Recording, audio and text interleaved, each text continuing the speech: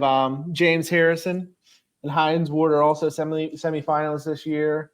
I got some stats up there for you from those two guys.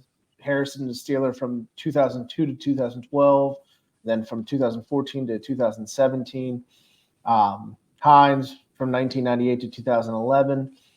They've both been semifinalists before. Harrison 2-time, and Ward, this is his 8th time as a Hall of Fame semifinalist. Oh wow! And then both have the 2 Super Bowls. Harrison's a 2-time All-Pro, 5-time Pro Bowler, and Hines is a 4-time Pro Bowler.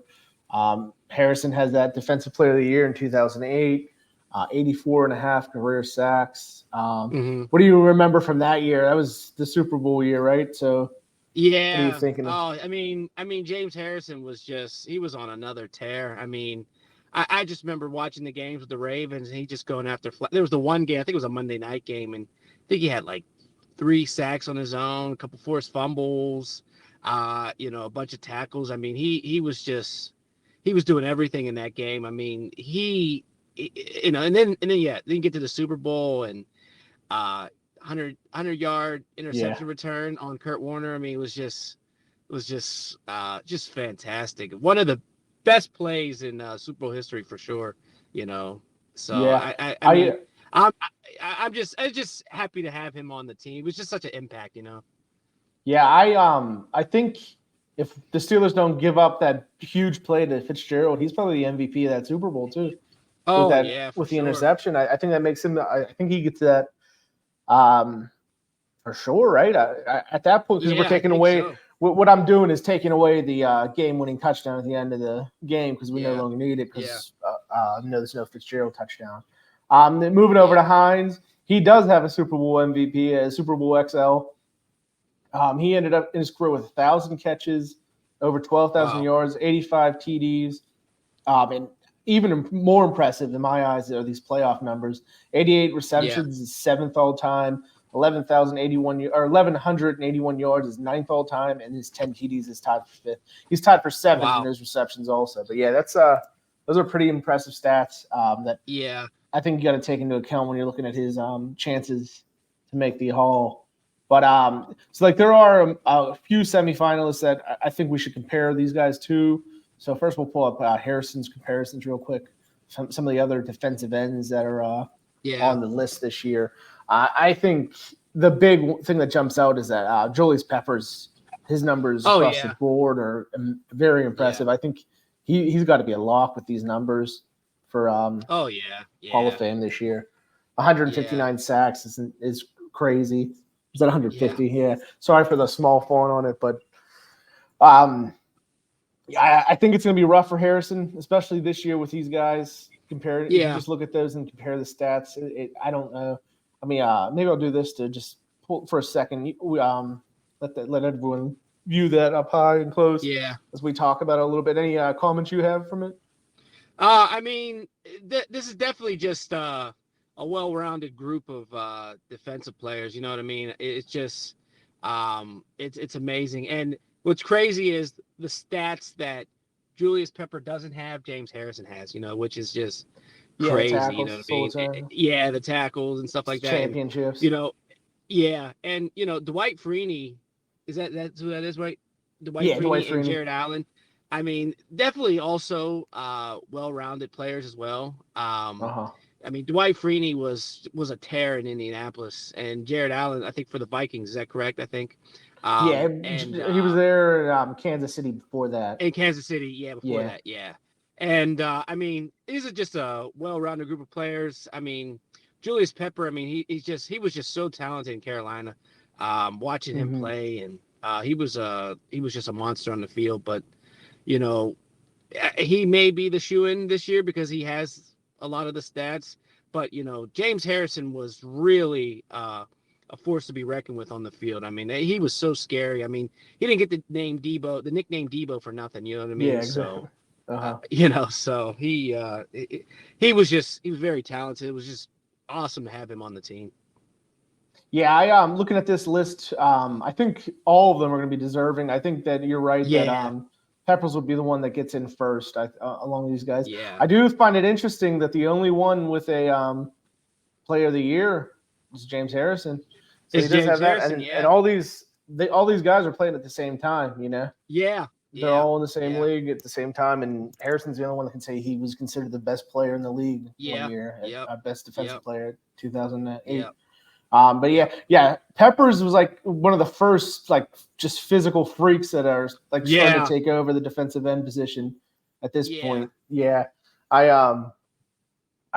now everyone's like that, but he was a former basketball player and just like an athletic freak, and he was one of my favorite players early on in his career for sure.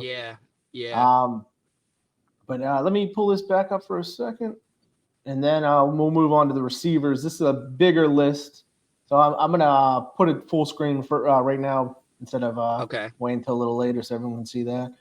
Let me pull this banner down too. So we got Andre Johnson, Anquan Bolden, Steve Smith Jr., Torrey Holt, Hines Ward, and Reggie Wayne. Yeah, these are the definitely another great stack list of wide receivers. Yeah.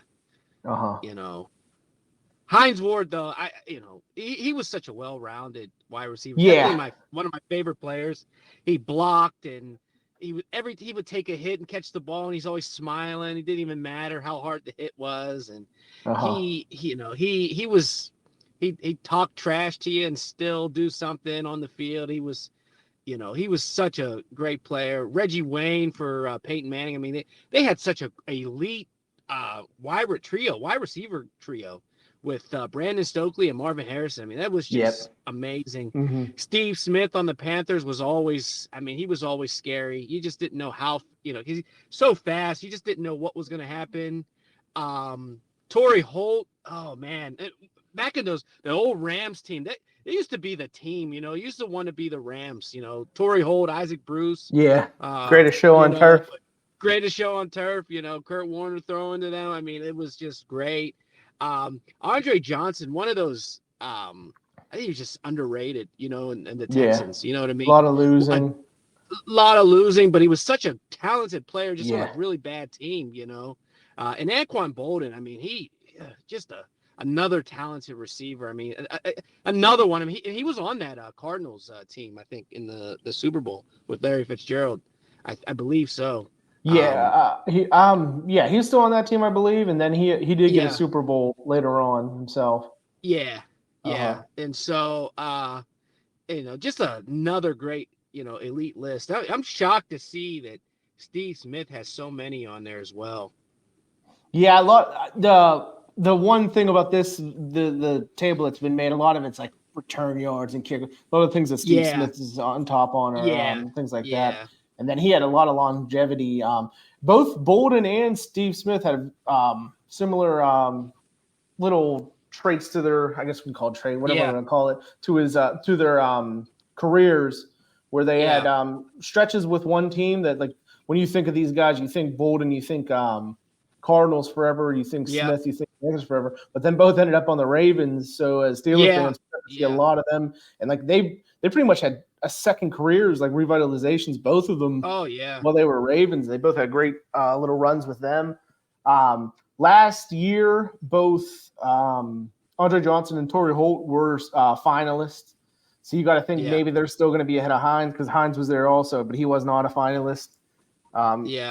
So it looks like there's a couple guys ahead of him still, but I think he belongs in the Hall of Fame. I think. Yeah, I do too. I think it was Tomlin a couple of weeks ago talking about he's just we got to grade him out as a football player. I mean, it's hard to tell the story of the NFL without guys like Hines Ward. He brings so much to the table that the way he played, the blocking. I mean, he led to rule changes through his blocking. That's how great of a blocker he was. And then his stats still match up. I mean, they're the 1,000 catches is right in the middle of these guys. I mean, the 12,000 yards is a little on the lower side of these guys. He has more touchdowns than anyone else on this list, which I was surprised to see. But I hope Hines can get in. I think I hope so this too. might not be the year, but it's gonna happen. Same with Harrison. James I don't know. Harrison's a little rougher. I don't know if it will happen for him. But I definitely think he's deserving. It's just the I do too. the backlog of talented players makes it a little rougher, I think, for Harrison. And right now, the receiver backup. The receiver backup's been going on forever. You got to blame. They kept out Chris Carter for so long. They kept out like so many good players. I think T.O. had to wait a while. And these guys, if you let them in when they were supposed to go in, then Torrey Holt would already be in. I think Hunter Johnson would probably be in already. It would be an issue for Hines. So it's like the backlog's killing him more than anything. I think right now. Yeah. The other worry I have with it is as time goes on, the way the game's being played now, there's just going to be so many receivers that are going to pass him up statistically. So I hope it's going to be on the media and everyone to remember how great of a player he was, and don't let him just fall like into the backside of history. But that's how I feel about it right now. I don't know. You want to add anything else on the Hall of Fame stuff that I just mentioned? No, I mean, again, like you said, I mean, if a lot of these guys got in when they should have, I think like Hines Ward and, James Harrison would already be in, but, it's just how it goes, and we'll just have to wait and see. But I do think that they're both Hall of Fame worthy very soon. Yep.